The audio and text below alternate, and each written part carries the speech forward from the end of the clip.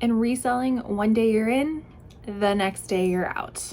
Hello everybody, my name is Catherine and today's video is going to be our May reseller recap where we talk about the month prior, the highs, the lows, and everything in between. So if that is something you want to watch, then please stick around. We are going to be recapping the month of May. And this is a monthly series that I do every month.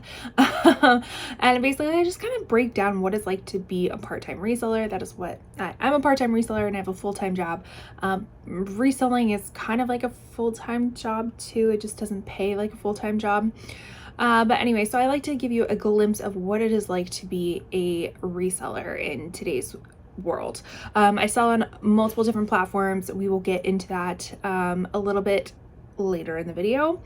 But let's go ahead and get started. So we are in June. Everything for May has finalized, so I usually wait until a little bit into the following month to report these numbers just in case anything changes.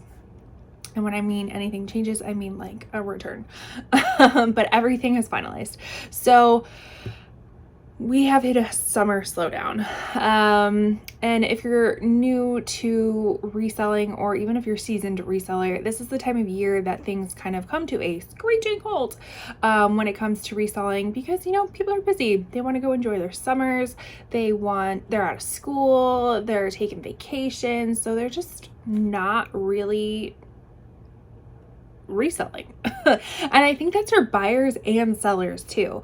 Like, I know as sellers, like, we want to take a vacation too, so we're not going to be as active in our closets, which then kind of returns to not being as active. You're not appeasing the algorithm deities, and then just other people are on vacation, so they're not really looking for things because they're busy doing things.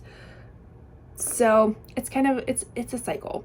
First off, let me show my makeup. I don't know what really inspired this. I just felt like I wanted something colorful today. So all the makeup that I'm wearing will be listed down below. I will also link my June Shop My Stash. If you're interested to know what products that I'm working on this month, I should say I'm a beauty and reseller enthusiast, so I like to combine the two things together on this channel. If you're interested in that, please consider subscribing. Okay, so now let's get into May's recap. So my total sales this month, not super great overall. It was $700. That's not English. No, that is English. It's just not proper grammar. $791.83. My total cost of goods was just over $200. And my total profit was just $616.65. So although that's great to have a positive profit, but my goal for myself is $1,100 per month in profit. So this fell quite short of that. So I sold 31 items in total this month. My average listing price per item was $34.02.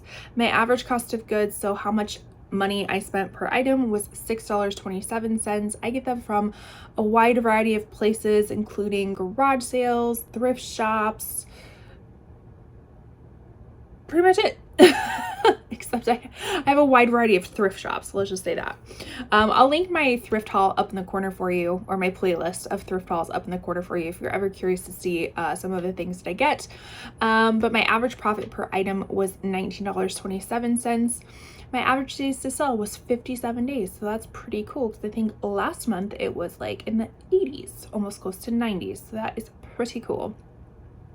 All right, so here we're going to talk about some of the platforms that I sell on, and I like to break it down per platform. So on eBay, I sold 3 items. Mercari, I sold 4 items. Depop, I sold 1 item. Curtsy, I sold 1 item. The remains are all on Poshmark, which is 22 items. I also like to go into the highs and lows of each profiting item. Always start with the lowest because we like to end on a high note. So the lowest of the low profiting item was this pair, and I'll scoot over because I'm going to pictures here. The lowest of the low was this pair of a Goldie Jamie high-rise classic in the color Shakedown. It did sell on Poshmark. My cost of goods was quite high. It was at $30.30. I'm pretty sure I picked these up at Buffalo Exchange. Only sold for $40. So my profit was $1.70. I was kind of at that moment of, I don't care as long as I'm making profit. I just want things out of the door. So any sale kind of counts at this point. So I decided to take it because I'm a firm believer that sales bring in more sales. So sometimes you just have to let some things go for a lower price to hopefully get more sales in.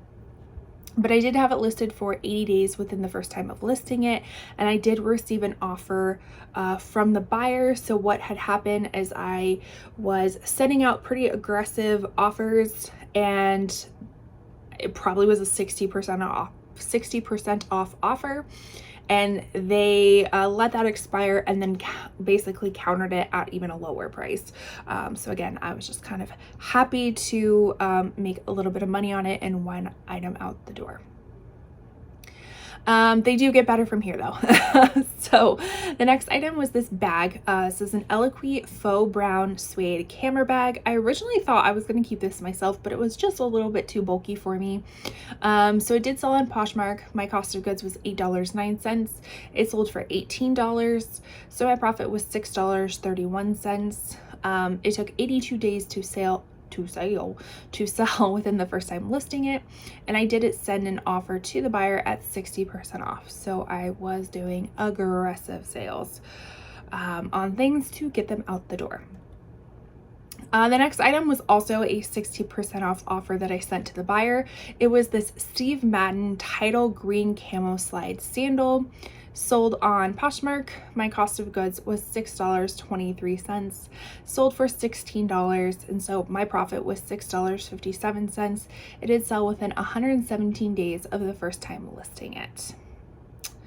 And then we get into this next item. This was Ivivva by Lululemon Happy Living Tank. Ivivva, I don't believe exists anymore. It was their younger girls line. I've had this forever in my inventory. This had been relisted over 5 times. Sometimes I get to the point where I just stop counting how many times I've relisted it. And it sold 84 days within that more than 5 times relisting it. But I eventually sold it on Mercari. My cost of goods was $8. It sold for $15, so I profited $7. Luckily, Mercari has no selling fees, so that is amazing. You get to keep all of that money. And I did receive an offer from the buyer. I saw that offer come in, and I didn't even care if I was losing money on it. I just wanted it out of here because it had been forever. And then my lowest profits, also another Mercari sale. This was Topshop gingham check ruffle blouse in blue. Very cute, like little spring summer blouse. My cost of goods was $5.80. It sold for $15, and so I profited $9.20. It did sell within 69 days of the first time listing it, and I did receive an offer from the buyer. So now we talked about the lows. Let's talk about the highs. I start with my highest profit. The first one is this Banana Republic Alicia Dorsey suede pumps, kind of this really pretty, like warm brown, orangey type of suede fabric. Sold on eBay. My cost of goods was $7.72. It sold for $50 plus shipping, so it ended up being $60.07. My profit was $30.29, and the magic was that it sold same day. So I listed it that morning and got an offer. Well, I got an offer, but it was within my range of how much I was willing to take on eBay, so it automatically accepted it around 1 o'clock. And I specifically remember that because I was eating lunch with a coworker, and I was like, oh, I just sold something for $50. So that's amazing. Love same day sales. So like I said, I did receive an offer from the buyer, and it was an international sale. So that is always exciting. I don't know where it was going internationally, because with eBay, you basically send it to a port, if you will, and then they carry on shipping it to where it's supposed to be. So I don't know where it went, but hopefully it gets there soon. Actually, now that I think, I'm like, I haven't really finalized everything, because I think I want to say that is still out. still out to be delivered, but I'm pretty sure with international sales you can't return it, so I think I'm still in the clear. All right, so the next item was this Wilfred swept dress puff sleeve chiffon mini dress. It sold on Poshmark. My cost of goods was $20. It sold for $70, so I profited $36. It sold within 14 days of the second time listing it, and I did receive an offer from the buyer. And then we sold a Chico's linen blend embellished tie front top. It sold on Poshmark. My cost of goods was $0 because my mom gave it to me, so thanks, Mom. So it sold for $45, so I profited $36, and it sold within 24 days of the first time listing it, and by golly, it was a full price sale. Gotta love those. Literally just paid full price, shipped it out, arrived within a few days, they accepted it. Amazing. That's a chef's kiss of how it should work in reselling. So very happy for that. My next item was sold on Depop.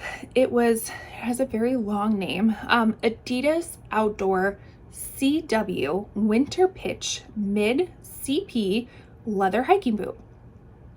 My cost of goods was $5. I purchased this at a local garage sale.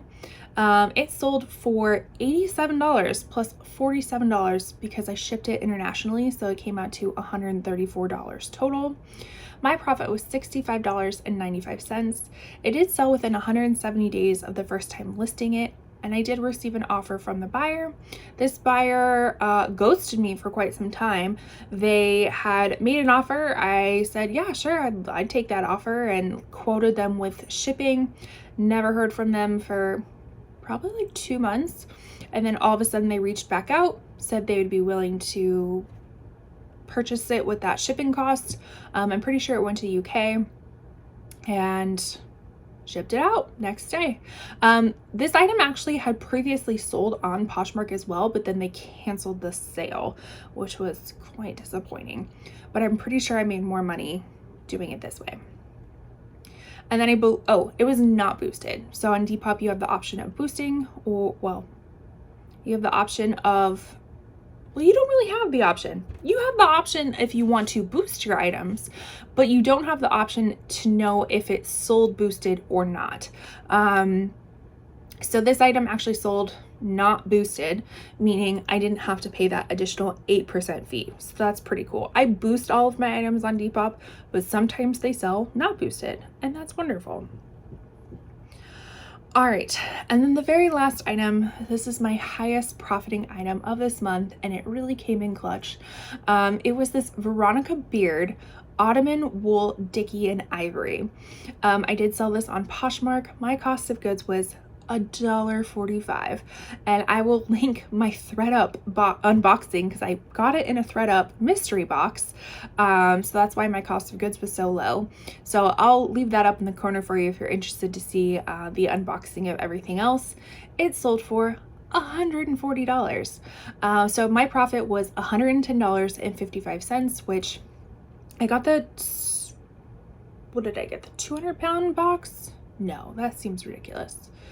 Maybe the 100, I don't know. I got one of the boxes that cost $140. So this profit basically covered a good chunk of that. And I'm pretty sure doing my other selling in person and stuff, like going to Buffalo Exchange, Plato's Closet, all that kind of stuff, pretty sure that profit was like in the $60 range. So I definitely profited on that box, and I still have a lot of other things to sell from that box that are currently listed as well. So that box was definitely a success.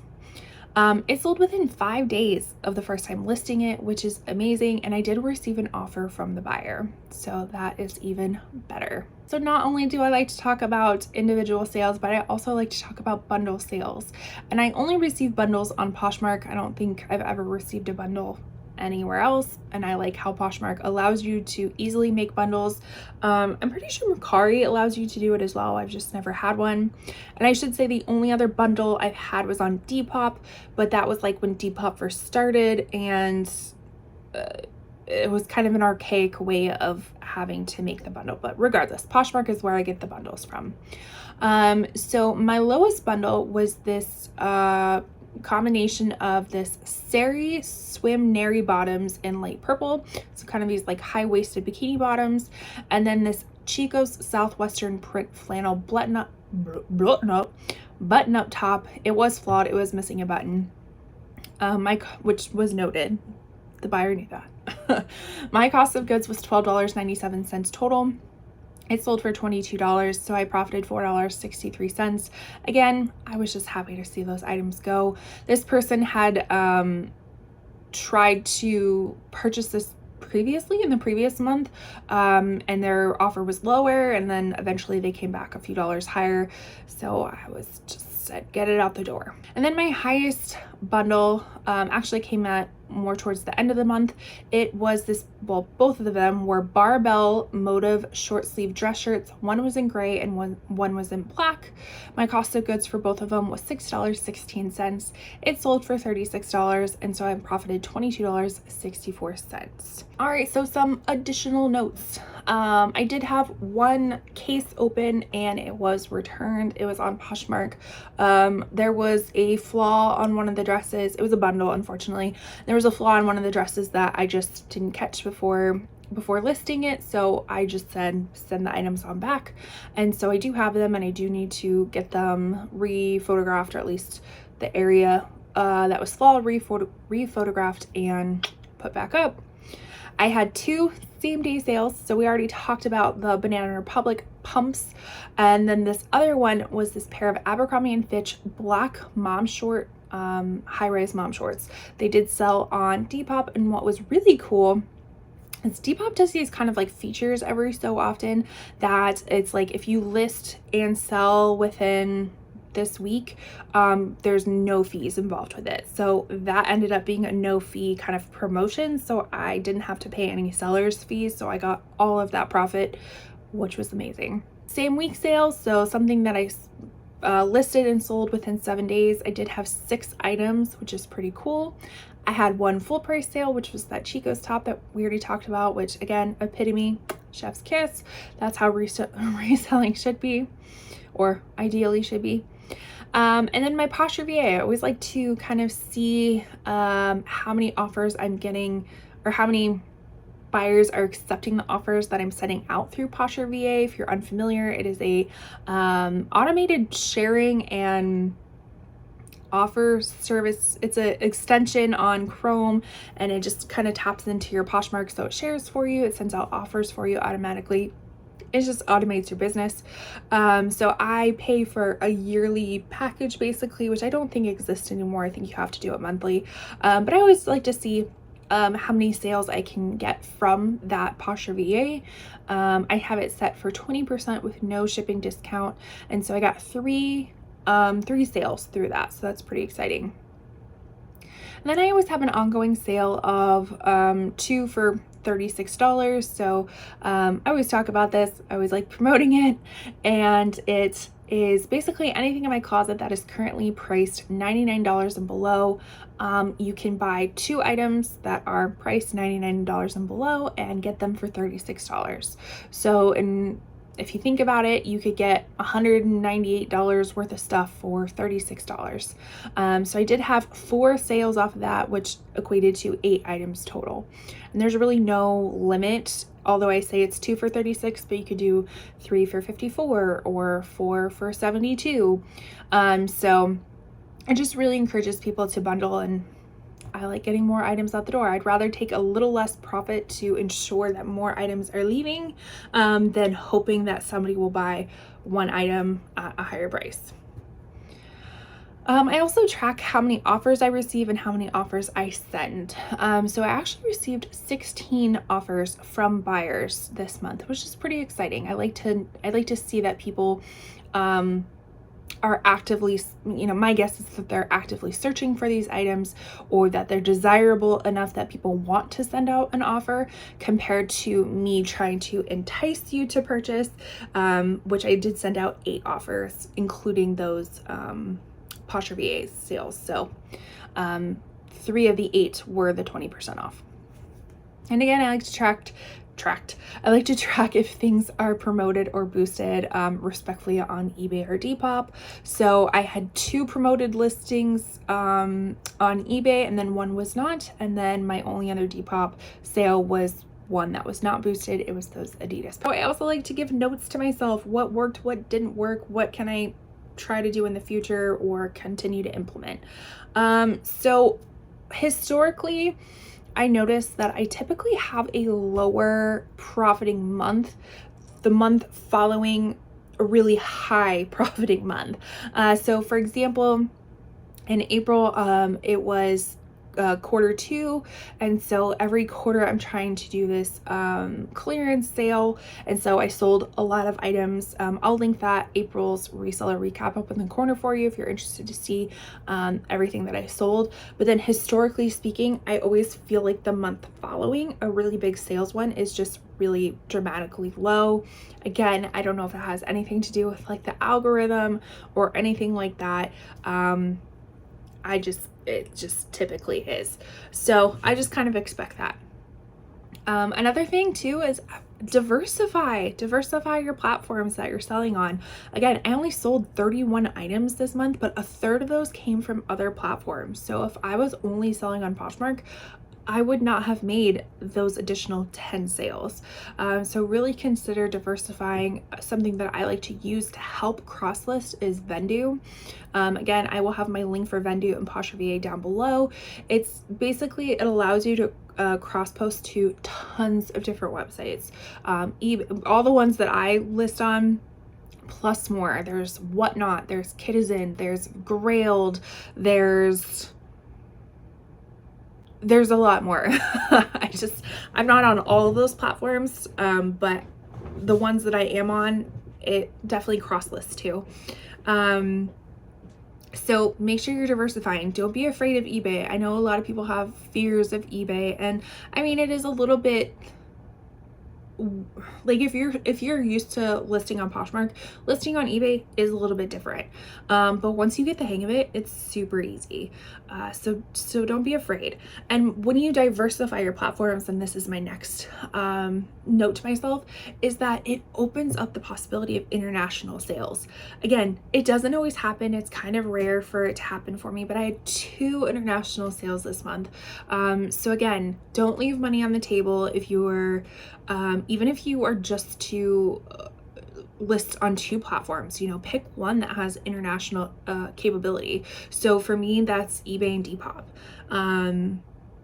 So again, don't be afraid to do it. It's not hard. It's really not hard at all. It seems scary at first, and the first time you do it is you kind of have to work out kinks and everything, but once you do it, it becomes so easy. And then summer slowdown, I already talked about that. It's just, summer is here. Naturally, you're going to see a decrease in sales. So you really have to get creative in order to keep those sales coming in. And I'm curious, like how do you combat summer slowdown if you are a reseller? What are some sales that you like to implement? Is there, like, do you even notice the summer slowdown? Some people don't. Some people are just like popping. They have no problem. I wish I was you, but I'm not. So I always like to try to get a little bit creative with how can I keep bringing sales in, again, to achieve that $1,100 mark that I would like to achieve. And then just working consistently. So April, what did I do? My relisting was only old items, or my listing was only old items. So I was basically relisting items, which I did through Vendoo. And then May, I don't feel like I listed as many things. I was not very consistent with listing. Even though I took April, because I was only relisting old items, I took April to kind of build a bank back up in May. But I wasn't consistent every day with listing. And I noticed once I'm consistent every day, you receive that back in the form of sales. So in June, what I've been doing, and I'm sure I'll talk about this in my next reseller recap, is I'm actually relisting 4 old items and listing 4 new items. So it's not as rigorous of listing 8 new items, which is typically where I like to be every day. Relisting just makes it really, or Vendu just makes relisting really easy. So it just takes about half the time than listing new items. I'm getting all tongue tied. So I think that's what's helping for June, which I guess giving a little foreshadow of June. June is doing all right. We're on track with stuff. I'm filming this on June 10th, and we're doing pretty well. Let's hope that it continues with that consistency in those sales. So I'll be very happy about that. But yeah, that's everything that I have for May. Let me know, did you achieve your May goals? If you're ever curious, like if you are not a reseller but would love to learn more about it, please let me know. I've been doing it. This will be my 13th year. Feels about right. No, 11th year? I think 11 years of reselling this August. So I have some knowledge, but I'm still constantly learning just like everybody else. But I'd love to help you out in your journey if this is something that you've ever considered. It's really nice to be able to make money online. I usually have fun doing it. There are parts of it that's not fun. That's just kind of how it goes, but thrifting the stuff is really fun. Selling the stuff, really fun. The in-between stuff, not so fun for me. But I have to do all the not fun stuff to get to the fun stuff. But anyways, thank you so much for watching. I truly appreciate it. We are getting so close to 1,000 followers. I think at the time that I'm filming this, we have like 759. Would really love to get to 1,000 by the end of this year. And I would love it if you can make that possible for me. So if you are new, please consider subscribing, leaving a like on your way out, commenting. Again, did you achieve your goals? What was your highest sale? I'm always interested to know. Actually, I want to know what your highest sale was, your highest profiting sale, and your lowest profiting sale. I think those are both really important to know. So comment that down below. And with that, I will see you in my next video. Bye.